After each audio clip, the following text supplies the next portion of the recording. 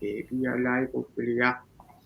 Hey guys, welcome to another episode of Let's Talk. And today we have a different topic than what we generally cover. It's about the Indian education system. And yeah, first of all, guys, happy Republic Day. And yeah, topic for the day is Indian education system. And we'll try to take insights from my friend Venkatesh about how his experience have been with the education system so far, and as the new policies have come into place for this. Let's see how what kind of impact they can have on us. So yeah, guys, that's what we're gonna discuss today. So yeah, let's get to Venkatesh, and let's hear about his view and opinion about the current education system, like what he feels, how the things goes today.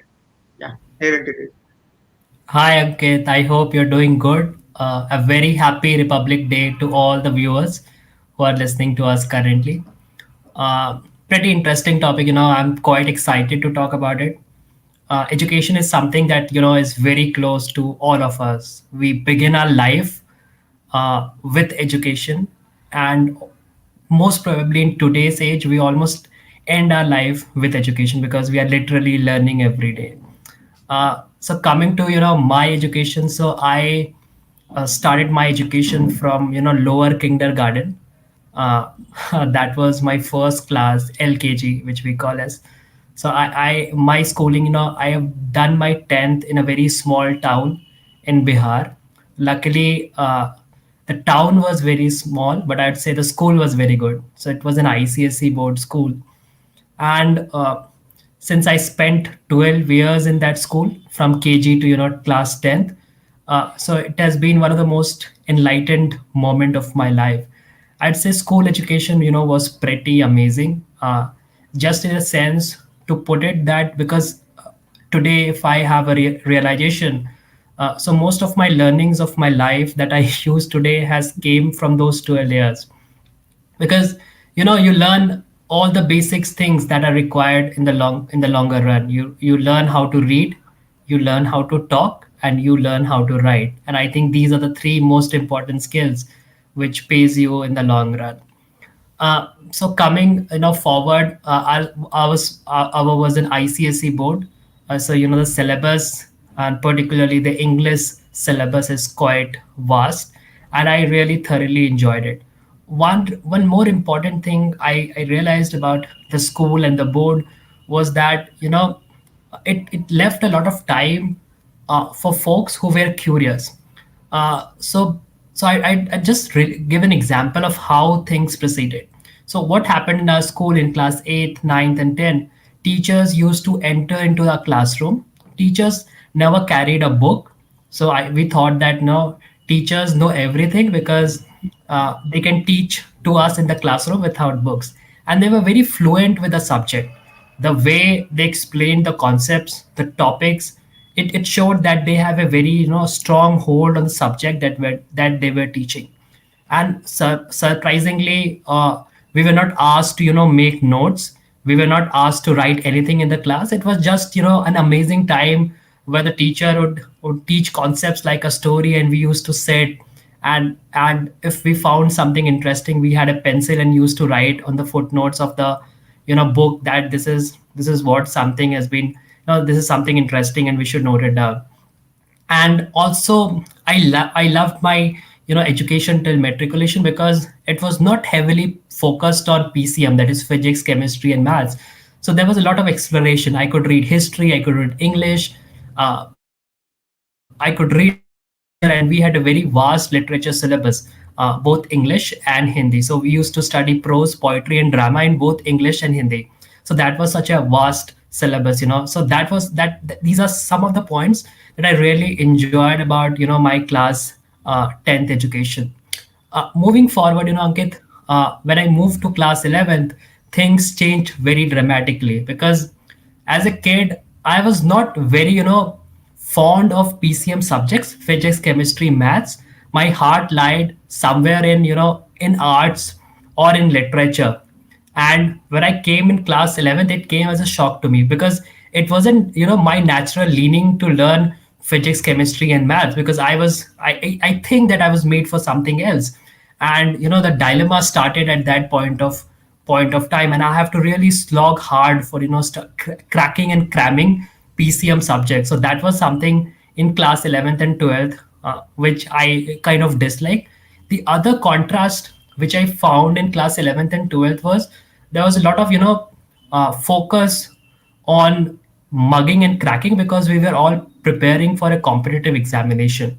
So there wasn't, I didn't get a chance to, go through the entire book, read the book, and understand ins and out of this of the book syllabus, and then say, "Acha, I've learned these things today, and these are the things I should learn, explore more. This can, you know, unleash my curiosity." So in 11th and 12th, I remember we had chapters like uh, uh, vector and friction, rotational motion, and it was mostly slogging HC Verma book and revising the coaching notes every day, that these are the questions that are asked in JEE. uh, I could feel today that I wasn't made for that, and I haven't enjoyed my class 11th and 12th to that extent. Also, there were a lot of things that bothered me because when I entered class 11th and 12th, I could see the teachers were giving me notes to write, and this was a very alien thing to me because I thought that writing notes is not part of learning and teaching. So these were the things that I disliked about it. But I had to anyway pursue PCM because I got somewhat a good percentage, 93.3% in class 10th in ICSE board, and then people thought that I was a child prodigy, which I wasn't, and I was forced to study the PCM subjects. Fast forward, I landed up doing BTech engineering from Galgotias University. College education is something which I completely, hate. The reasons being, while I came to college, I realized that the subjects that we were being taught in the college and the subjects or the knowledge that we will use in our professional world is entirely very different. So this was the thing which I could find out, or I could know very early once I joined the BTech. Also, I thought that you learn a subject, you develop an interest in a particular subject from the faculty who teaches you. And one of the reasons I feel that I'm very inclined towards history, civics, geography, or subjects like literature, because in in my early childhood till my class 10th, I got teachers who were really fluent and amazing at those subjects. So they sort of excited me always to read and understand more. But when I came in college, I don't know that is it the right platform to say or not. But when I entered into my college, I have a feeling that my faculties were not that competent. So that is one thing. The second thing is there's a lot of mechanical focus on scoring marks in colleges, and we all have cracked those formula. Ankit, you were a serious student, so you slogged a lot, you studied a lot, you understood the concepts a lot. But students like me and most students in engineering colleges knew that scoring marks is a function of how many pages you fill in your answer sheet, and we all excelled at that. I remember in my first, second, third semester I used to get around when we had the first cat, continuous assessment test, I used to get 30 marks out of 50. But sooner or later I cracked that logic that marks is a function of filling up pages, and I started getting 49 marks. Although there were subjects like big data, there were subjects like data compression where I got 49 and 50 marks in those subjects. But I can completely and I can really very strongly say that I'm not at all fluent or well versed with those subjects. So that is another thing. Moreover, I've realized that college is a place, is a place to explore too many things, and it's the right place to do it because especially the computer science academics isn't very vast, and you get a lot of time. I mean, 4 year is really a lot of time to do a lot other things. I also realized that in my college, things that are expected from an institution like research, or working to get things, better things, and innovate stuff, all were the things that were hardly promoted. So that has been my trust, with the education system. And my mother always bothers me that you should do an MBA because you have already done your BTech, and for your long career run, you should have an MBA. But still, I'm not sure that what value will an MBA add to my life. So that is all my quest with the education system of this country. Yeah, Ankit. Yeah, so man, like even if I talk about myself, that was kind of true. I can say so, but I rather had a little different experience than that. Maybe it's a perspective, how you look at things. So, if I talk about myself, I studied in a CBSE board school, and like my school was here in Noida only, so it was like one of the good schools over here. So like in terms of getting education, like one thing really good about my school was like they used to keep us really like we used to have a prayers and those things, like we were under it's like a convent school, you all know, like it wasn't kind of we had nuns and other thing, but it was a kind of a convent school, and it was kind of rules were main thing, like what we were taught from the very beginning was that you should listen to your faculty and those kind of stuff. And for me, I don't know how it happened, I was a person who used to follow all the rules, and maybe that's not correct in all the situations, but yeah, I have grown like that maybe.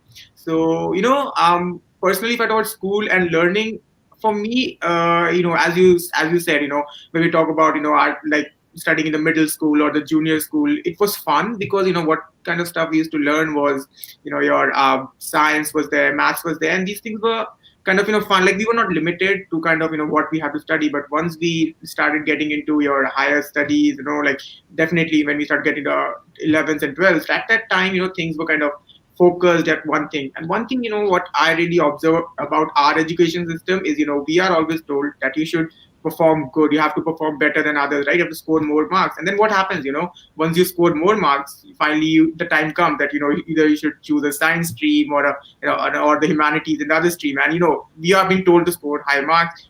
Everyone is trying to do that, like we don't even have a choice that, I don't want to do science, I want to do anything else, but you have scored high marks, you have to go into it. So that is kind of a thing, that I really don't like. In my case, it wasn't a problem because, I wanted to get into that field. So it was fine. But, I've seen many of my friends who seriously don't want, like, like there were many friends like you who were definitely not interested in science, but they were kind of pushed by their parents into it. So that was one of the things that I didn't like about it.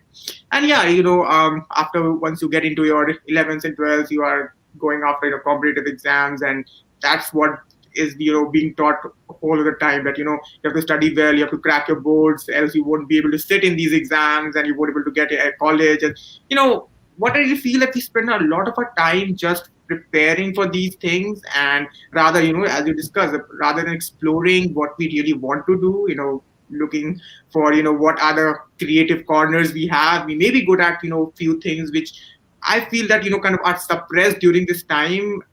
Getting focused to some predefined structure, that I really don't feel that any predefined structure is good for everyone. I don't think so. So yeah, that is a part. And then I landed up in the very same college as you. But yeah, in being in college, I had a little different experience than you. Definitely, I really maybe you can say I studied a lot, but it wasn't the case. But some subjects I really enjoyed, like if I talk about nanochemistry, that was one of my favorite subjects. So some subject that I really enjoyed, I studied them well, but it's not true for all the subjects. I agree, you cannot like everything, and I same for me, I didn't like everything, and you have to just make it through, right? And one thing, definitely you are right that we didn't have a lot of kind of innovative environment at a college. Those things were definitely missing, right? But that may be a downside if we look from one perspective, but it was a a good thing also for us if we look on the other side. Like I remember, like we were quite interested in getting a club started for technology kind of related stuff at our college, and it wasn't there. The kind of stuff we did for it, running here and there, getting things done, those kind of experience you rarely get in the Premier Institute, because over there machineries are in place. For us, the machineries were missing, and you have to kind of create them maybe. So those kind of experience were good, I'll say. We were able to explore the other side of things, getting things done. And apart from education, the other hardships that we faced were kind of shaping us for other kind of stuff that we face. And what, like as you said, what we study in BTech, majority of stuff we don't need in life. We don't really need at a job. Even working at a job, hardly we need any around 10 to 15% of that. But the other kind of stuff that we learn, doing these kind of other activities were crucial in you know making us ready for this kind of work. So yeah, that is how I'll say that being in if you don't happen to be in those dream institutes, like there are many of us, it's not, you don't have to be like, okay man, like I won't be able to. Definitely you will be facing a lot of challenges, that's for sure. But for everything, when there's a downside, there's also a plus over there. Just to look on over those plus sides and try to try to use it as much as you can. That's what I had experienced. So yeah, that's what I felt. And but one thing I definitely agree with you that the education system that we have today, it seriously lacks a kind of environment that will enable someone to evolve his creativity faculty. And yeah, I guess that is something we are not doing. And as you said correctly, rote learning is at the heart of what we do today in our education system. So I seriously if there's a way we can undo this, this is the first thing I like to do, is the rote learning part. Because as you said, the more pages we write, the more marks we get. It's totally correct. I'll agree with you, man. So with that, Ankit, I yeah, just want to cut you short. A lot of people in our generation actually don't do what they want to do in their life.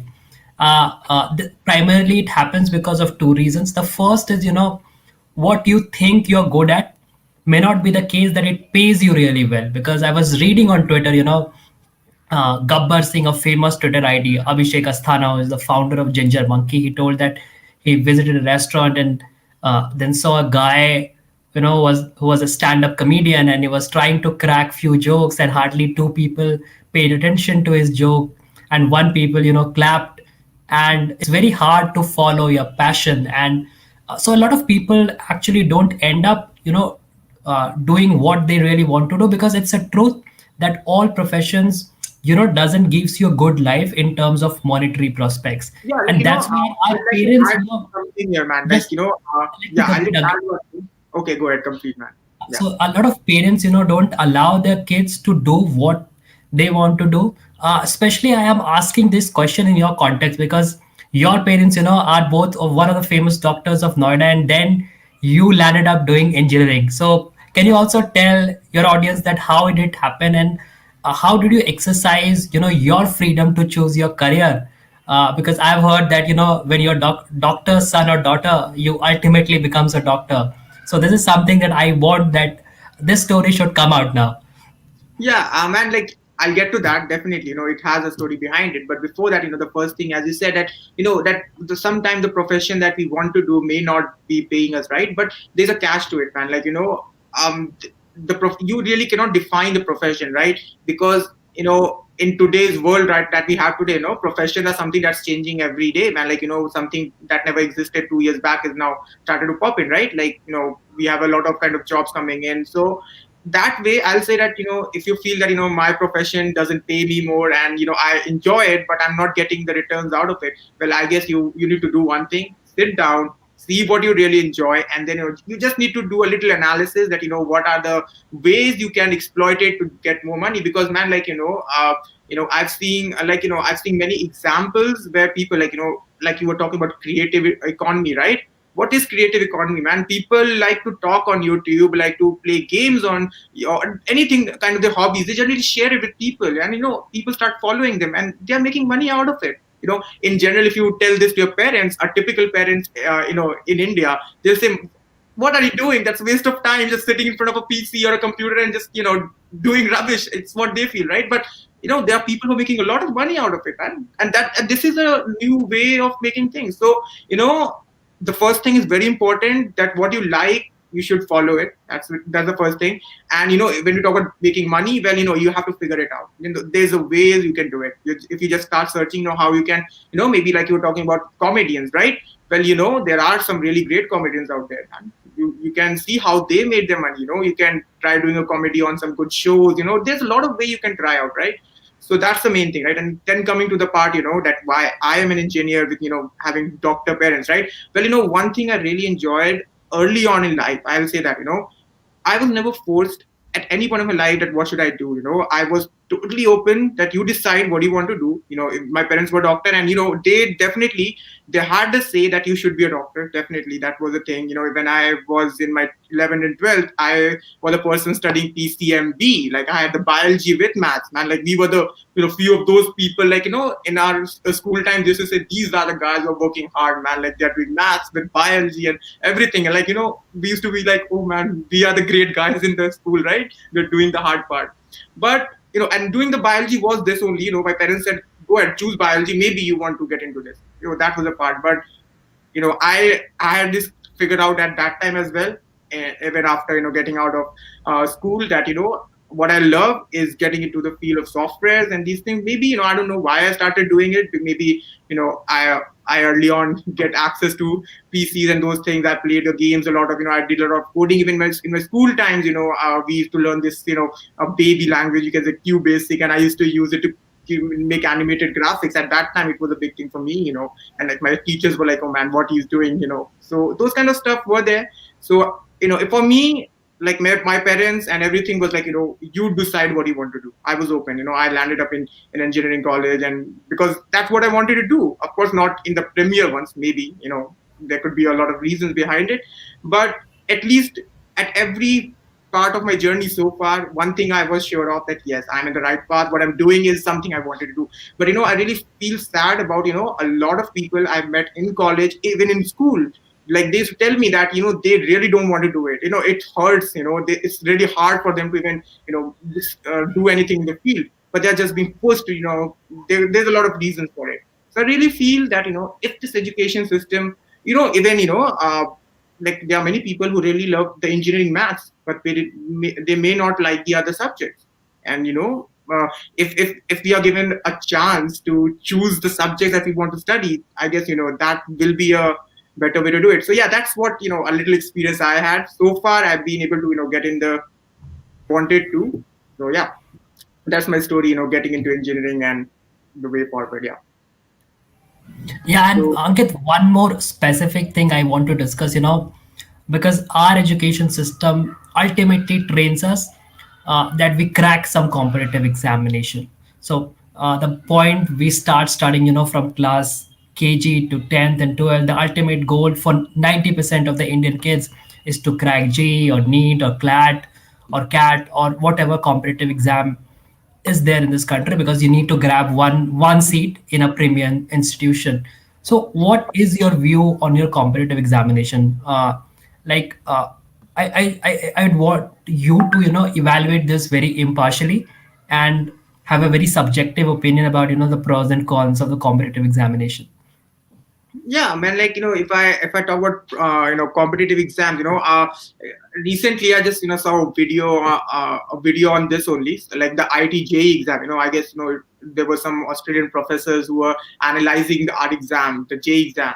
So what they said, the key takeaway of that whole thing was that what they said, that okay, the exams are hard. They said definitely that's hard. Like, some of the questions, even they cannot figure it out. But they definitely agreed on one thing, that the questions were such that if you can you can try to figure out what are the correct answers by canceling out, you can do it. And that's pretty much what the exam is also about. But one thing that they were like emphasizing is that the way it's being done, that you learn some formulas, these kind of stuff, and apply those things. They said that in real world, if you get ever get into developing something, you are in the research and R&D of a company, right? Let's say working in the R&D center of a company. At that time, they say that you're working on such complex thing that you refer to stuff, right? You only build the logic in your head. That's the main idea. You take out different concepts, you put them together, build the logic in your head, and you can refer the formula anytime. There's no point in learning up, because you cannot learn all of these things, right?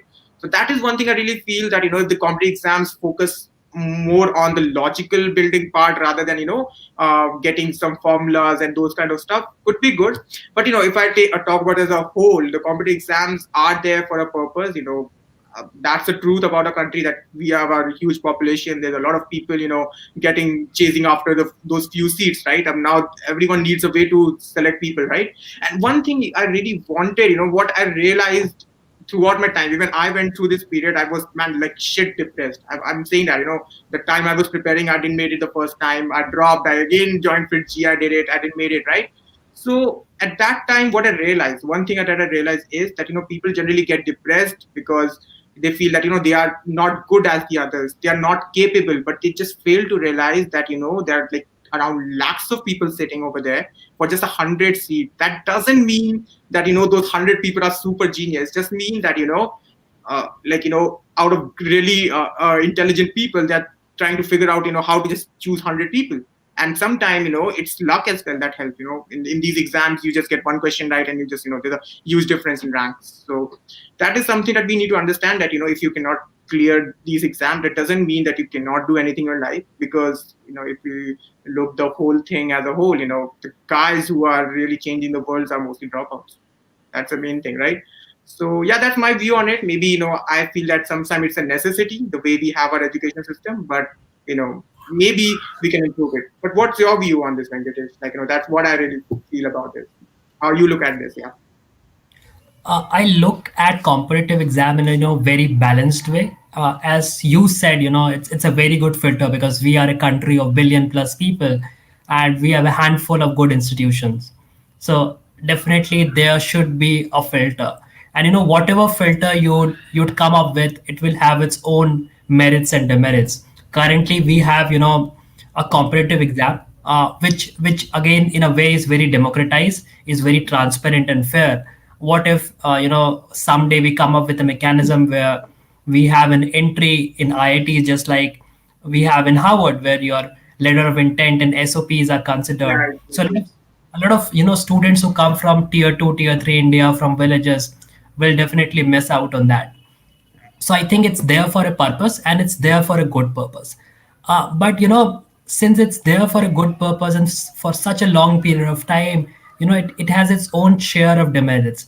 The first one that I can think of currently is it's cracking a competitive exam is not only a function of knowledge, it's primarily a function of time, because the faster you're able to solve a problem, you're able to crack that exam.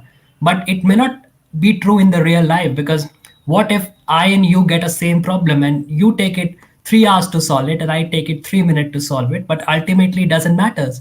But it matters a lot for the competitive exam.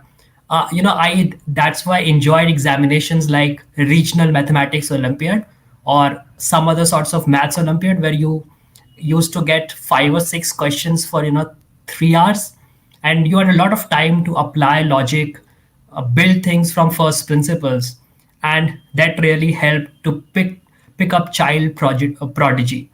The second part of the competitive exam is uh, we focus we tend to focus a lot on cramming and mugging, because you have to remember all those formulas, you have to remember all those tricks and tips, so that you can solve those examinations very fast, you can solve those questions very fast. And that in some way has diminished the first principle thinking that we should have in our younger generations, or in whatever generation of this country. We lack first principle thinking, we don't start thinking from first principles. We are trained in a way where our thinking is always exported. We know there is a problem, so there must be some solution which I can crack it very faster, maybe a formula, maybe tricks and tips. Now it resonates to real life. What happens in India is, whenever we have an Indian problem at our hand, we don't start looking for solutions from first principle. We go and seek Singapore model, US model, the European model, and it will fail. It is out to fail, because our country is very different. We have a lot of different challenges, so we should actually train our kids to think from our own perspective through the first principle perspective. Second thing is, it's putting a lot of undue pressure on our kids. uh, the competitive exam is, again, since it's a filtering mechanism, uh, if the input is 10,000 students, one come other side, and a lot of students who cannot crack this exam, they feel that this is the end of their life, because sadly this is how we have trained our generations, not only this generation, but generations that have been in India for the past few centuries, that competitive exam is something really the greatest thing that you would ever come across. And if you fail, your life, your career would come to an end, because we all have heard from our childhood कि एक बार IIT कर लो, life set है. But it never happens, dude. Your life never becomes set even though you crack IIT or you crack any competitive exam, because life is ultimately about problem solving and then responding to the challenges that it throws every day, and how good at you are at solving it, and how good you are at enduring those problems, and facing it with determination. So these are some of the the cons of competitive exams that I can think of. Pretty much sums it up. Yeah, I like to add something there as well. Like, as you were talking about the first principles, right? And that is, the key thing that, most of the time we are missing when we are, going after a solution. Like, as you said, the best way is to just copy a solution and, try to implement in the nation. But definitely the parameters of our country is way different than the others. So we have this question, by Deepak, I guess. Yeah. So he said, how we can fix the education system for Indian college, right? So I guess, we are not, that much knowledgeable to suggest on how to fix it, but definitely we do have some suggestions for it.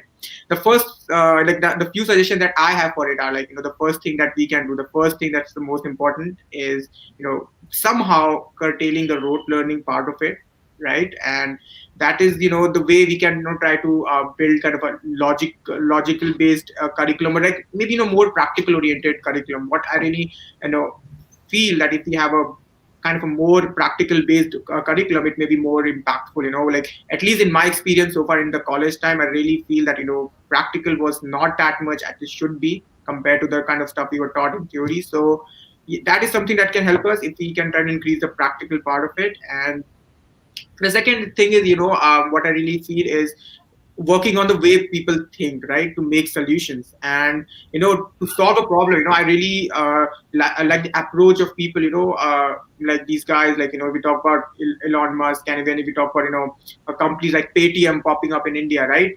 The way they think about the problem is that when we talk about people in at the engineers something, right? People think that we just learn a technology and we try to apply it to solve the problem. That's a very wrong way of thinking it, and like many people have iterated on it. The way to solve a problem is to first pick the problem, break it down, and see how you can resolve those issues using the current pool of technologies you have, like kind of using the tools to fix something kind of approach, right? So yeah, thinking by the first principles is something that needs to be get into our curriculum, which is definitely missing, and definitely focusing more on practical stuff could be a way forward. What about you, Venkatesh? Yeah, Ankit, I have a very different perspective when it comes to fixing the education system of our country, because I have spent a lot of my time as a kid, in tier three India, in smaller town and villages. So I'd just narrate a story which I as a kid faced early in my childhood. So we used to have a maid working in our house, and her kid one day lost one of his thumb, because of the instrument that they use to cut the glass. And I, I don't have words to now put it, but a simple 20 rupees injection, the tetanus injection, would have fixed his thumb, and he would not lose his thumb. But what happened, that they were not in a state to buy 20 rupees injection, and that the injury on the thumb got worsened over time, and ultimately he had to remove his thumb. And that was a severe moment of guilt for us, for our parents and me, because the maid didn't tell us, because 20 rupees was hardly something for us. And losing your thumb for 20 rupees. Now, is it this is that incident, I don't know how right is it to say in front of a camera, but this was that incident which hit me very hard as a kid. So whenever I see India as a country where the divide is very large. We can talk on and on and on about education system, and how can we fix it. But I think the bigger, the reform, or the bigger reform in the education system is for the kids who don't have access to primary education. And I'm not very sure about the number, because the area where I grew up in my childhood, I could see that there was a very large village, and hardly 10 or 12 kids out of thousands, 1,500 kids used to go to primary school. uh, why? Because the poverty is very extreme. There was one incident where, one of our maid was not able to buy salt for a day. It hardly cost 2 rupees. That is something I've seen very closely, and I could relate to this problem. So whatever we can talk about, fixing higher education or fixing, I think the start of reforming education system should begin by fixing the primary education. One thing, I'm very excited about is giving a universal basic income to the people who are below the poverty line, because you know even though it's a very socialist idea in the times of when capitalism is trending, but I think you cannot feel that pain of losing your thumb for 20 rupees or not able to buy salt, because we are privileged. We are born privileged and we cannot relate to this problem. So if the government can come up with solution which can give universal basic income to people who are below the poverty line, that will force the parents to send their kids to school and not to grass fields or not to places where they can earn money. So that is one major thing that I feel that we should pay attention. And I believe that it cannot be a pure government initiative. A lot of people like you and me should also come up and try to inculcate basic literacy in those child, which is very very much needed. If you go and talk to those kids who are working in field in class in at 7 or 8 years of age, that is quite devastating. So that is one very important aspect of it. Second is, there is a very big gap between the government schools and the private school. So I say this because I can feel that I have certain privilege in my workplace, uh, because of three main reason. Because I can read, write, and speak well, and I keep on saying that these are the three most important skills you need for any job these days. But government schools don't train in that manner. There are multiple reasons. The teachers are quite unhappy. They do a lot of work apart from teaching. There are a lot of government work, like collecting surveys or doing so on and so forth. They are occupied for almost 6 7 months in a year. So there are a lot of things that needs to be fixed at the primary school level. And the first I mentioned was providing universal basic income to people who are below the poverty line. So I think, if we can fix the foundation of education in some manner and fix these two core issues, I think we can build over time the issues that surrounds over it. Coming to higher education, because once we discuss about primary education and schooling, no education till class 10, I think let's leave the competitive exam and the time when we are crazy about cracking JE and all that. I think in higher education, India is again a very poor nation. Hardly 10% people earn above 3 lakh per annum. Just around 3 crore people file their income tax returns. So we are primarily a very poor nation. And what happens, since we come from poor background, we see that education is the path of emancipation. Once you have your education, you will get your job, you will earn well, and you will have a settled life. And there's nothing wrong in it. And most Indians, most of us think in that manner. I don't know how we can solve that problem. Maybe we can create that entrepreneurial spirit in our kids, in our parents, that you don't need to go to college to earn. Even in the first, second, third year, you can, if you train your kids that they start earning 30 40,000 rupees per month, which is quite easy in these days of digital economy. We can force our kids not to think about job. And since we are focusing more on jobs, more on placement, a lot of things like research, R&D, because no one will then follow the passion or something which is harder to grind, like a PhD or something like that, because ultimately you want to bag a job. So I think there are a lot of fundamental issues in our education system, and these issues have piled up over the years. Because one thing I also feel about this country, it's very hard to make reforms in this country. If you look at the past 5 years, we had the land reform bill, which got suspended due to protest. We again had a bill of farmers farm reform bills, which again got suspended. So if you want to do any reform in our system, it cannot be a superficial policy level change, as the new education policy talks about it. We'll teach our kid coding in school, or we'll teach artificial intelligence, because there are a lot of underlying issues down there which we need to fix first, and then we can take all the superficial stuff. And particularly about education, it excites me a lot, because this is the force that will change this generation and the generations that come ahead of it. Now, I was listening to an interview of Kunal Shah, and he told a very interesting insight that he went to Harvard University, and there he met a lot of Indian and Chinese students. So all of those Chinese students told that they would want to return to China and build something, even though they know that if they are very successful, they can be another Jack Ma, but still they wanted to return to China, and none of the Indian students wanted to return back to India. So I don't know why these things are happening, but I think it's more part of how we train our younger brains, how we train our kids. So I think this is a very long, holistic reform that will happen over the decade, over the centuries, that we can fix our education system. But the path is very complex and will need a lot of reforms.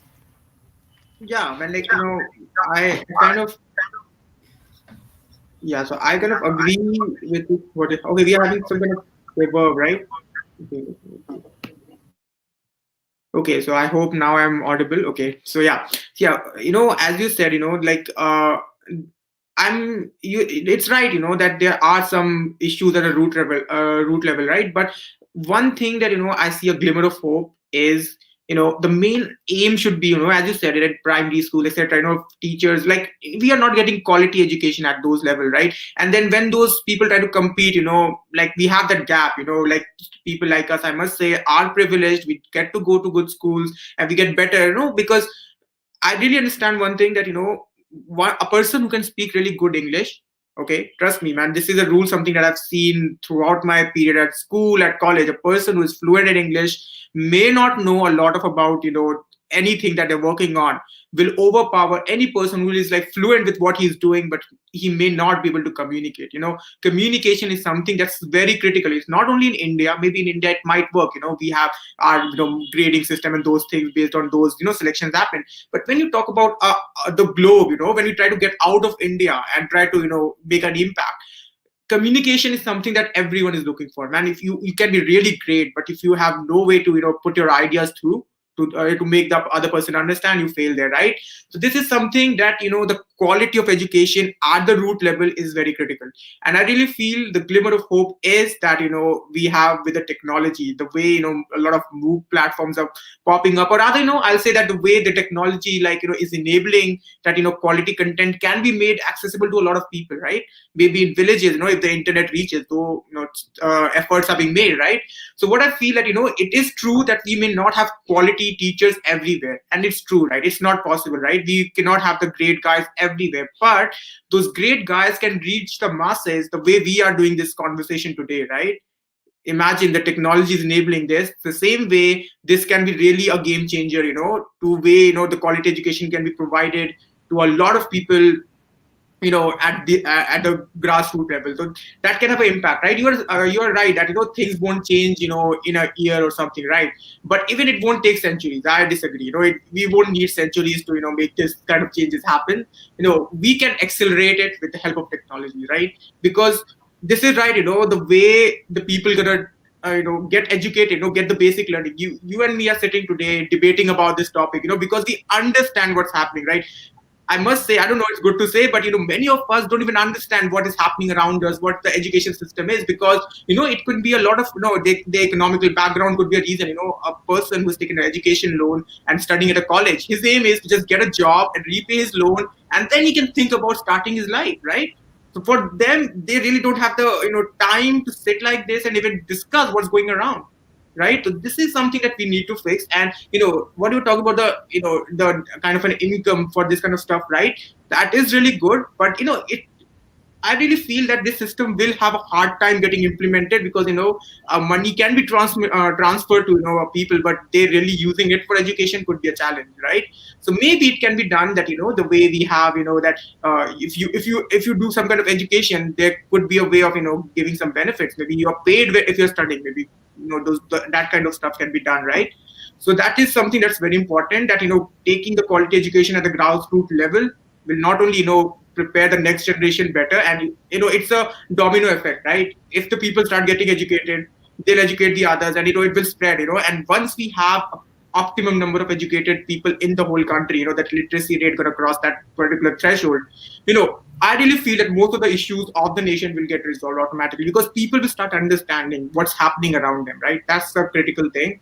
So for me, I'm still hopeful that technology can play its role, but there are definitely a lot of hurdles. But I hope those things can be fixed, and it will definitely not going to take centuries. We can still make it maybe in a decade or something. Maybe that's possible.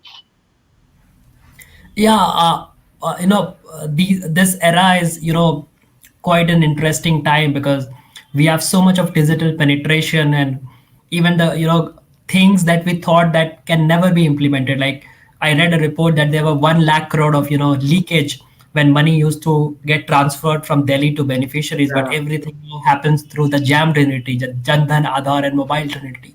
So your technology is something that can leverage many things around and can fix all those loopholes. I'm really pretty excited, as you told.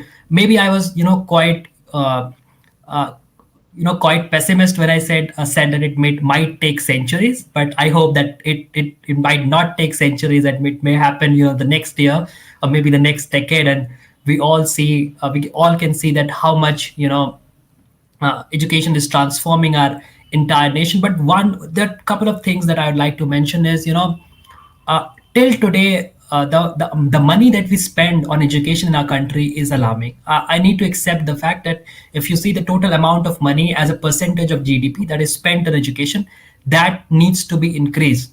And there are a lot of investments by different governments, especially the Delhi government, in enhancing the primary education and the education experience, which is a commendable effort. I think those models needs to be replicated all across the I nation. do. I mean, coming to your point of digital or online education, which I'm quite bullish. I think the future of this country will be defined by online education. There are a couple of reasons for it. First, it's quite cheap and affordable. Second, it democratizes things around. Now, if I had to give an example, if a kid was going in a very small town in a like I grew up in district college Bhagalpur, and once I passed my class 10th, and I have to think that what's next. Maybe prepare for JE or prepare for medical exam that is called NEET. I have to pack my bag and book a train ticket and go to Kota, and I might have to spend 1 lakh rupees per year on the tuition charge. That is around 2 lakh rupees, then around 1 lakh, more than 1.5 lakh for staying in Kota. So that would cost around 5 to 6 lakhs rupees for studying 2 years in Kota. But now I have digital platforms where I can study the same, as you told, the same content from the same faculties at around 30 or 25,000 rupees per year. I think digital is that big differentiator in our life. Although people are critic that digital education is nothing, it's just replacing the offline education, but in a digital mode. But if you think from the perspective of affordability and the impact that is creating in life, it's really very huge. Just wanted to understand that since you were quite good at academics, and uh, you know you were quite pumped up, excited about doing assignments and scoring marks, and I can vouch on on this show that your marks came from your knowledge and just not tricks, by just not the virtue of scoring marks, because you paid a lot of attention to whatever was taught in the class. Just wanted to understand from that perspective that about the quality of content that you received in colleges versus the quality of content you got from sites like Coursera. So what was the difference, and like how much how will you compare both of these? Yeah, this is something that even I've been asked by many people, right? During those 4 years, I have around more than 30 certifications done, like courses done, like they include even Udacity nano degrees, they involve doing things on Coursera. So if you talk about the quality, right, as I mentioned, online education enable one thing, that's not only it enables us to reach a lot of people, it enables us to deliver quality content to a lot of people. If there's a professor A, his teaches really good, right? If we look at it, in the kind of a coaching center kind of environment, right, he may be taking 2 batches maybe in a year, right? And there may be 5 batches, the other 3 batches will be kind of being taken by the other faculties, and they have this feeling that, oh man, we are not being taught by the great guys. And on top of that, the coaching institute label like, these are the A category batches, these are the B category batches, and that way, that somewhere hurts the model of a lot of people, right? So Now this thing is, everyone studies from Andrew Ng. So yeah, that's exactly. great about online learning. Exactly. This thing is, completely abolished by the online education system. That is what I totally agree. And if I compare what I've been taught at college and at these online classes, well, see, there's one, I'll say, a drawback of online classes as well. That is that you get really very less or little or almost nothing kind of interaction with the faculty, right? As you study a content, you will have a lot of doubts coming in, popping up in your head, right? And that is a time where the real learning happens. As the doubts are coming and you can shoot at someone who's there to answer you, and hopefully you get a lot of answers back, is where the learning happens. This is something I really feel is missing, and this is what I meant by kind of creating a revolution in this kind of field. So this is one thing, but as a whole, if I want to learn something, you know I have access to the best guys anywhere in the world. They can reach me, I can reach them. And definitely, it costs way less. Doing an online course on Stanford for kind of business kind of stuff will cost you in lakhs, maybe 2 lakhs or something. But going out there and doing it can go around 50, 60. I don't know, I don't even know the exact price, but it can be many folds expensive, right? But you get to learn from the same person out there, right? So this is something that has a great impact. And if you talk about the quality, I'll say definitely the quality of the online content was good as compared to what I get from faculty. But I'll again say, that experience of asking or shooting questions at a faculty and in some or other way getting the answers back is important, right? So this has been my personal experience in this. I know, but one thing I really want to say, as you said, that the making this kind of stuff reaching a lot of people, like making online stuff reaching other guys, because again, poverty is one of the main aspects in the country, right? Everyone is not carrying a computing device or something in their hand, and they can access courses and those kind of stuff. Like, we are able to do that, but sadly in India, it has not penetrated so far. Like, you were discussing about the penetration of technology, it hasn't been able to penetrate to those who really need it, at the ground, at the root level. So we need to find some solution for this, that we can make this reach them. But one thing is for sure, it's way more faster and way more easier to bring online education closer to the root level than taking the conventional approach. And like what Delhi government is also doing, making good schools, etc. That can work, but that will again take centuries to impact the whole country as a whole. So that's what I strongly feel, that this could be a way of doing it. Yeah. Just a few points to add. My experience of living in tier three India and rural India, and then seeing the urban India. I normally see a lot of divide. Between India and the second one, that is the Bharat. One very important thing that I discovered during this lockdown is, are we really ready for online education? Because I could see, for an online education, for an online setup, like if I just have to give an example, I and you are recording this, podcast. We are in our separate room. We have that privilege, But if you see Indian houses, they hardly have two rooms and have four or five family members. So I think these are again things that we cannot understand because we have that privilege. I was like talking with some other guy the other day that the infrastructure for the online education has to be created by the government. It cannot happen that you create that infrastructure within the homes. There are two, there are two models for doing it. First is, the government creates that infrastructure, so everything remains the same. The educators get replaced by the best faculty. So there will be one, the best faculty of physics who will be in New Delhi, and he will be teaching to all the kids in India physics. So that is, one model, but again, it will have its own challenges, because what will happen to all those teachers? And this is not Yeah, go ahead. this is something that we Indians and our socialist mindset will not be readily be ready to accept it, because again, you'll see a lot of revolt and protest by these teachers who are employed. So these are the fair share of things that will happen along the way. The second is, the government can transfer, direct benefit transfer all the money into the bank accounts, and ask you know the parents that you can buy your kids a laptop, ipad, a stable internet connection, and all that. But I think, even though if we consider all those aspects, our Indian home and the people of this country who come from the lower strata of the society, they might not be very welcoming of the fact that what is happening over online education, and is that are the kids receiving right education, or is it all time pass over mobile or internet or ipad? So I'm not very sure about it, but one model, because this is something very interesting that I read, is a lot of people in rural Indias, they go uh, to school because they get the midday meal.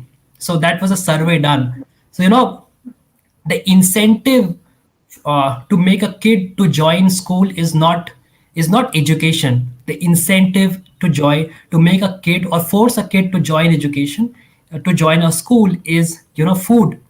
So we need to understand from those perspective, and it's really very important to understand, because if we confuse both of these aspects of what we think and what people on the ground thinks, things can drastically mismatch, and I think the policies can go haywire.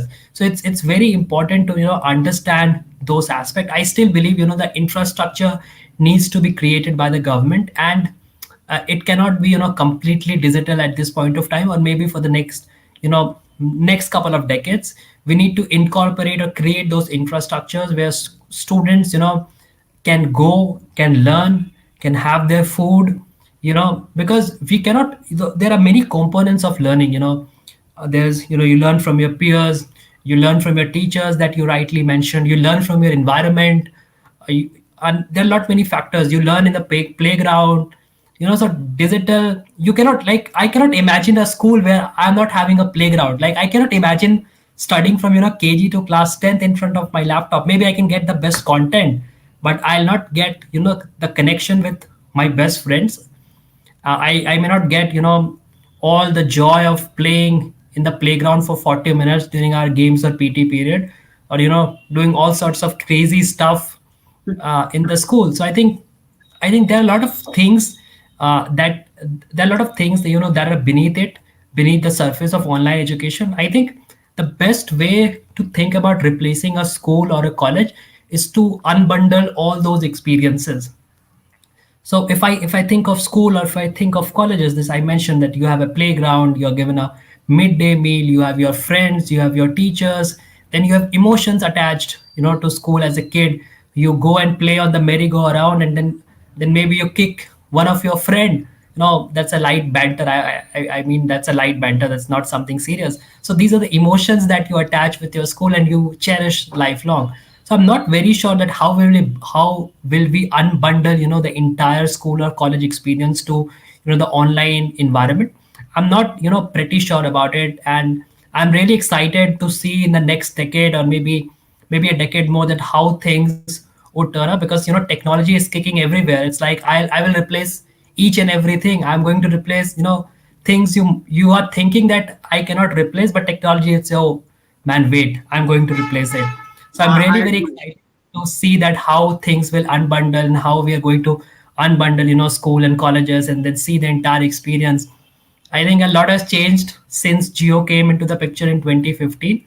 I don't know that what's going to change, but I think the quantum of change will be quite drastic in the next 1 decade, and it will be in every field. And education will be again the field that will be very drastically affected. One more thing, again, just the last point I would like to mention is that one thing we are particularly seeing is that the education system hasn't changed a lot. Because once we want to change the NCRT syllabus, the entire process is so complex and cumbersome that you form a committee, then this committee get reviewed by multiple people, then people come in, you draft a syllabus, it goes to public, you goes to some select committees, it come back, and bosses take 33 years to bring a new education policy or change the NCRT syllabus. So I am very very bullish that this decade we will see a lot many changes, a lot many drastic changes in the education system, and I hope it's for better. It's for better tomorrow, and I definitely hope that. Yeah, yeah, definitely. I'd like to add few things what you said. Like, few things I definitely agree and few I don't. So, the first thing, as you said that you cannot imagine a school without a teacher or something like that. I'd like to add that just before monetization, we couldn't imagine doing payment using just this thing. Okay, that was I'll say, if for my own personal experience, I was scared paying online, using anything like this before that. Right, I was happy writing a check or other kind of stuff. Right, that happened. With this kind of pandemic happened. I don't know, but a lot of things moved online. Like I have my cousin sisters, like they are like one and KG, right? They are in these classes. They're having online classes, and you know what? They know how to operate the system. Like they can switch on the laptop, connect their class, and they can work on. Like I'm shocked, man. At that age, I didn't even see a PC, and they can do it, right? So I'm like, as you said, that it cannot happen. There are a lot of issues, but what I feel that this is how it's gonna happen. Things will change, but this is the way it will happen. Now, one more thing, as you said, that teachers gonna lose their job, right? Now, as we know, like in this huge populous country, how many teachers are there for every student? In those primary schools at in villages, there's one faculty teaching everything, and I am totally sure that one person cannot be great at everything. Like they won't be able to teach perfectly a maths, English, and everything. They cannot, right? But what they can do, if we can enable this kind of, like you said, we need a environment of having, classrooms kind of environment, etc. So we can have a kind of a digitalized system of way of delivering lectures, and we can have those faculties assisting those students in, enabling that, because definitely people down the, in a village may not be sure of what's happening. It will take some time for them to adapt. But mobile phones are penetrating everywhere. We are, I guess, the third largest market. I'm not sure. Correct me if I'm wrong, but we're the third largest market of mobile phones. Mobile companies are hopping into India to sell their mobile phones. Like they're spreading, like everyone is using. Everyone can access YouTube. People in YouTube. There's a lot of viewers in YouTube from India only. So this thing is happening, then I'm pretty sure that it will take a time. Transition will happen. Like if in 1 year, like with pandemic time, if such a huge large scale transaction or transition can happen, I'm pretty sure this can also happen. So maybe those teachers don't have to lose their job. Rather, they might may be able to reskill them to enable students, connect them to these platforms, and maybe some subjects they can teach what they really know good, but other subjects they can just simply take help of these online content, and they can just connect those students. So maybe the school still exists. We have those primary schools, all those kind of stuff happen. You have your childhood and experience everything, but what happens, you just get quality education. A person who can get really understand. Imagine a majority of Indians speaking good English, good Hindi, they can read well. Imagine that world. The world with everyone is good at reading, and that is what we're looking for. Everyone can reason. Once you are educated, you start reasoning. Once you start reasoning, you start create, you unleash your creative mind. And once you start unleash creative mind, man, like if we talk about developed nations like America, like UK, Australia, these countries are like are doing wonders. But why are they doing it, man? Because they have a certain amount of education. Even most of the people in these countries don't are not as educated as people in India. Like we are having more educated people than them. But you know what? They have this basic education line there, and people are free to kind of open their creativity aspects, right? So this is what I really feel, that once people get correct education, I understand, a person studying from not so good college or a government college may not have a fluent English, and he'll suffer throughout his life at different junctures, being at college, being at different place, and he will feel that discrimination, that I'm not able to do it. Those guys are speaking awesome English, they are getting better chances, and I'm not able to do it. Why? The reason, he's not a problem. The problem is the kind of education he got. And again, even that is also not a problem. We have less faculties as compared to the students in the school, right? So I guess that if this kind of things happen, I don't think so teachers gonna be losing their jobs. Rather, their jobs gonna be little bit, different. They need to evolve rather, to enable these technologies to student. And if every one of us can get that quality education, and again, as you said, one person from Delhi teaching the whole India, well, definitely that won't happen. But it could happen one person from Delhi, or maybe a group of people from Delhi teaching the NCR. That's possible. And similarly, it can vary, man. We can see, but this happens that one person who's good at something can reach a lot of people. He can change a lot of people's life. That's what I really feel could be the way forward. And who knows, we can adopt mobile phones quickly. We can adopt online payments quickly. People, I don't remember when I wrote a check, I really don't know. I guess I have my checkbook also, like that. I'm using the UPI. I'm using everything online, man. And even I'm talking with you online. I don't even remember, we met almost a year back, I guess. And we have been still in touch, right? Through online medium. So I feel this could be a way forward. And, if it happens, I really feel that, most of the problems as you suggested, no laws can pass and those kind of stuff happen. Well, I guess, that's a side effects of democracy. There are some good parts of democracy as well. There are some, side effects of that as well. But in the long run, if we can educate a lot of people, I guess, most of the problems automatically, get solved. What I really feel. Yeah. Awesome, awesome. Like I told that I'm quite pessimist on this show, which I normally am not. But I was just coming up with all those points which I thought that we might need to discuss. I want to come to another topic which is again very close to my heart. I want to discuss teaching as a profession, because it's normally believed in India that when you have exhausted all your career options, you become a teacher. Sadly, it's true. I will not deny this fact, but sadly, it's true. I just wanted to mention about the teachers or the faculties that I met in my college, and I could hardly see 1% of them who were really excited to teach that subject that they were teaching.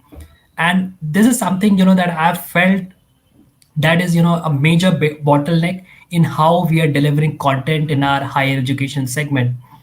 How do you think about it? Like, how, if you had to approach this problem from first principle thinking, how do you fix that problem?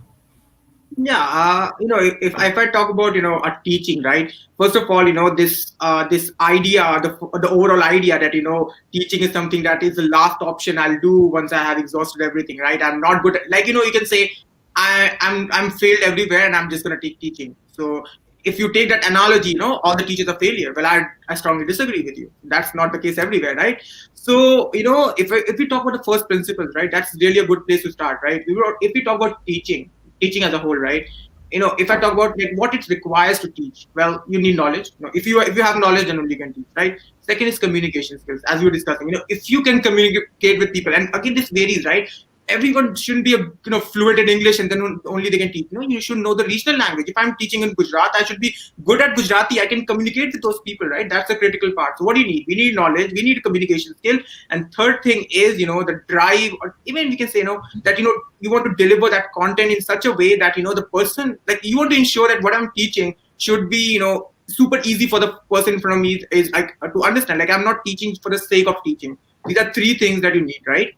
And that's what first principle says. So if I know something, if I have a knowledge about something, well, I have the knowledge, right, to deliver, right? If I can speak, you just need to speak to deliver something, right? Like, I'm talking to you, I'm just speaking. Maybe a person can be really good at Hindi. At least one language you will speak, right? Someone speaks something for sure. And the best part is that what you're speaking is perfect for that region around you. People, almost all people are speaking the same thing. So you can be a good teacher for for the students around that region. So you have the knowledge, you know how to speak, and finally, you need to deliver that content. So I strongly disagree that if you are becoming a teacher, that's the last thing that you're doing. So yeah, like if you are getting into a teaching profession, you need these three things. That's it. And I guess I don't think so that anyone who is teaching is devoid of any of these, right? And if you are, like, if I'm teaching something that I don't have knowledge of, right, that could be a reason that at that time I can say that I may not be a good teacher because I really don't know what I'm teaching. So this is what the first principles generally. Okay, so this is what the first principles generally explain. That's the idea behind it. And if you talk about that I'm teaching and this is the last thing I'm doing, this is the last thing. Well, I totally disagree, because there are many people, what if I talk about teachers at university, right? Well, when you're teaching at university and you have those PhDs and everything with you, what people are missing at that point is, like, you can go ahead, do research, you can file patents, you can charge royalty, right? There are many faculties, there are many teachers who are rich. Why? They have a lot of patents, they get a lot of royalty. There's a way, like they're being approached by big companies, we want that technology, you had done the patent for it, let's get into business. Like, they're teaching, they're earning. It's up to the person how you look at it. What I strongly feel is the way we look at things, we can make that difference, right? Everything what we're looking at is the way we are, looking at it. Like, if you say that, failures are teacher, well, the first time you look at it this way, that I'm failure, man, like, if you have already decided it a failure, then you don't need anyone to tell you that you are a failure in that case. That's the case. But if I talk about first principle, I don't think there's anything like, bad teacher or good teacher, but we have those key things, I guess. Yeah, Yeah, that's exactly. pretty And much what I think of. these days I've seen a new trend in the educators that have came in the industry. So people who have excelled in their field. Maybe Ankur Wariko, who is an ex-entrepreneur, or Lin Zin, who is who coined the term creator economy. And since they have excelled, in what they were doing, and they did it phenomenally well. They've started to create courses, on the internet, and started to, impart their learnings and share it with the world. And this is such a great experience. Sometimes I wonder, because when I thought of doing an MBA, I always used to think that, the ultimate aim of MBA is I should start a business someday.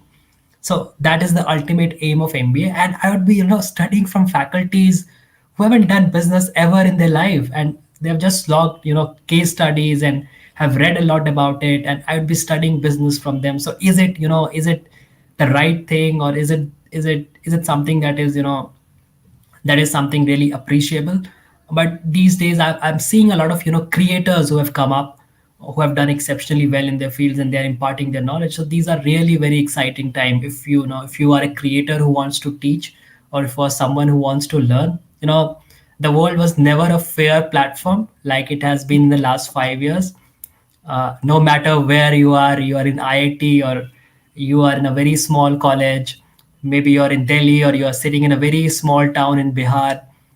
I I'm really proud to say that things have changed a lot, and there's no more a significant difference between who you are, and if you compare yourself with the rest of the world. So that is something that is a very positive change that we have seen in the last 5 years now. I think it's around 1 hour 12 minutes, and Mhm. it feels like we have just started it. It's like 12 minutes. But it's like 1 hour 12 minutes. Just a couple of thoughts. I wanted to have about your experience, as a computer science grad in a college, about about the content that you received from your faculties. So because we always compare, the comparable objective that we have in our education system versus the traditional education system versus the online education system is the content. And just wanted to understand that if you were the faculty, in your college, I'm replacing all the faculties from whom you studied. Now what will be your approach, to deliver content and make it quite engaging? Now I just hated that moment when a teacher came and we used to see our watch ki 50 minutes ho jaye. I just wanted to understand that we talk a lot about user experience and user engagement when we create online lectures, but how can we create that same experience? Because our thinking is to create that experience of user experience and engagement from copy it from traditional classroom to online classroom. But I think this is my personal opinion. I might be biased that it's good in online education as compared to traditional education, as what I have seen with most of my faculties. So how will you enhance the experience and the engagement of your learners while you're teaching in the class? That Do you have any thoughts on this? Yeah, definitely, it's been an hour we are talking it. So yeah, like before we, get to the close of it, yeah, I'd like to really tackle this. So, the second thing that you said, that you feel that, it's the experience of online courses is good, right? But again, it's quite specific. You may like it, some other person may not like it. It's really hard to unify the effect that there are many courses that I really enjoyed, but there are a lot of people who didn't. And there's some courses that have very less reviews, and they are like I enjoyed doing those courses. So it can vary. And again, if you talk about how to make the improvement, right? Again, I don't have any experience of being a faculty, but we generally used to take classes. When our faculty used to give us a chance to just go and take a topic. What my experience has been. I was given this topic to teach convolutional neural nets, right? Now that was really a complicated thing to teach the class, right? Yeah, I agree. So what happened then at that time? I started with it, and what I realized, most of the class, one section of the class were discussing amongst them, like So what I did, I stopped that thing, right? And what I did, I tried to engage people, like if you want to make a connection, right? You have to find something that they're interested in. What I start with is like, why the hell we are studying? The question was, why the hell we are studying? Why are we doing the job after all? And what we thought about was that, what we discussed was that, somebody's paying me some money, right? And I'm working for him. That's a job. But in reality, that guy is taking a huge profit from that, from which he's giving a small amount to me and taking rest as a profit. That's why he's paying me. And I'm struggling to get that job. And if I don't even get that job, I'm like I'm a failure. I didn't get it. But the point was, when I started with this thing, when I started discussing these kind of stuff, immediately the whole class was listening. I was shocked, man. Like, okay, I got everyone's attention now. That's great. Then I went on, I started asking them like what they feel about it. Like, why is it happening? So we were doing convolutional internet, but we went to this topic because in the college time, this was the primary thing. Most of the people I remember, even in third or fourth semester were worried that if they're gonna get a job. Like they were preparing from that time only that okay, I'm gonna crack this exam, I'm gonna do this so that I can crack the interview, etc. Those working on that. The point is that you need to connect people to what they are, like at that college, at that, I was also a student amongst them, right? So I had this idea that what they are, all discussing, and the moment they were like interacting.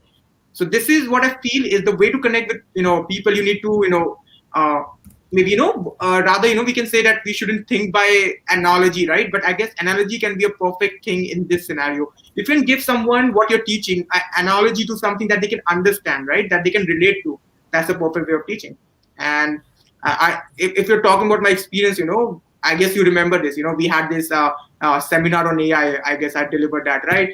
What thing I did, I was doing this topic over there that how AI is learned, right? And what example I took was, I said, when you're a baby, yeah, and and you when you're a baby, and if I leave you on a terrace, you'll just simply fall because you don't know. You'll just simply fall because you don't know that by falling it's gonna hurt you, right? No one ever told you. But as you grow, someone, some point of your life told you this, that if you jump from a roof or something, it's gonna hurt you, right? And that's a similar way the machines learn. So that's what the same way the algorithms learn. So from that, that is small experience I have of interacting with people in that scenario, and I realized that, at least from my own experience, I don't know how accurate it's going to be, is if you can give analogies which people can relate, well, I guess you can have a class that's listening to you. And many great professors, if you look, those videos of MIT professors, like, there are some videos that are really engaging because they are doing those things which everyone understand. If I start talking about a very complicated machine learning algorithm, start deriving it, well, most of the people will be just seeing the clocks because it's just shooting out of it. But if you start giving some, if you start telling people why it's happening, start giving them reasons behind why what you're teaching, how it's going to affect them, and why you are teaching, why is it like that? Well, that's a, can be a way of doing it. But I guess we have strictly timed classes, and that may be difficult. But what, in my small experience I had, I feel this could be a great way of engaging people. Yeah. Yeah, So awesome. anything? Quite Yeah. an Go ahead. awesome insight. Just, wanted to add my final points. So I was recently taking a class of students to whom I was teaching APIs. So I randomly searched for the definition of API on Wikipedia, and it read something like that API is a computing interface that defines interaction between multiple software. It defines the kind of calls and requests that can be made, and blah blah blah blah blah. And all these things put together, the definition was quite complex. Even though I understand what is API and I worked with it, I could find it very intimidating dating. So that was one thing. And then I realized, just as you mentioned, that it's always important to begin the topic with why and then come to what. uh, Mhm. Maybe. And why works very fine because you start with an analogy and then you come to the core subject, to the core topic that you want to teach. And so if I want to teach APIs, I normally don't begin with saying what is an API. So that is not my approach of starting it. I always begin with why do we need APIs at the first place, or why are we here to even bother about APIs and start learning about it. So I think this is one very minute thing that I've seen across many faculties in my college. Now they come up, if they had to teach a subject like nanochemistry, they would come up, write that heading, and then you write another topic, and then started recalling, saying the definition, and we used to note down in our notebook, and then they tried to explain that definition. I think that's something, these are the small things. I'm not very sure that how much we train our faculties, because you know the degrees which we have for our faculties is for proving some other competence. They have proved some other competence, Exactly. that they read well, they understand well, they have researched well, but we never check that how well can they explain stuff. So Communication that part. is, That's the main huh, thing. yeah, how well can they explain stuff and how well they can frame things. So Hmm. these are very important thing. I don't know how much we train our faculties and teachers in this country. One more important, just the last point, it's stretching, it's almost 1 hour 20 minutes now, is you know I just forgot what I was saying. Let's leave it for some other day. Okay, that's no problem, man. So yeah, that's all we had for today, and I guess like what we discussed reaches people, and hopefully it turns our education system for better, and that's what I hope. Yeah. So hey guys, welcome Yeah, for hopping Ankit, into this. Yeah, go ahead, man. yeah, just a request. So I had, I was listening to this tone, so I thought that let's play at the, at the end of the podcast for, some seconds. Go ahead. Yeah.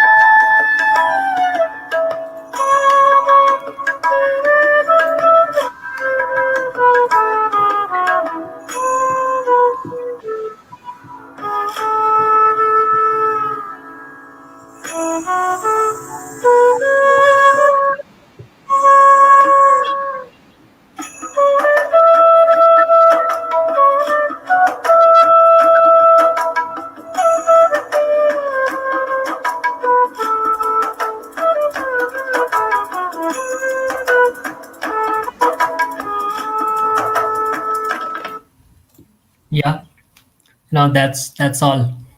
That's a perfect ending for the Republic Day, and yeah, yeah, with that we end, guys. That's what we had for you all for today, and this was a special podcast that we planned, just few days back for this day, so that we can share our ideas on education system that really touches a majority of us, almost every one of us.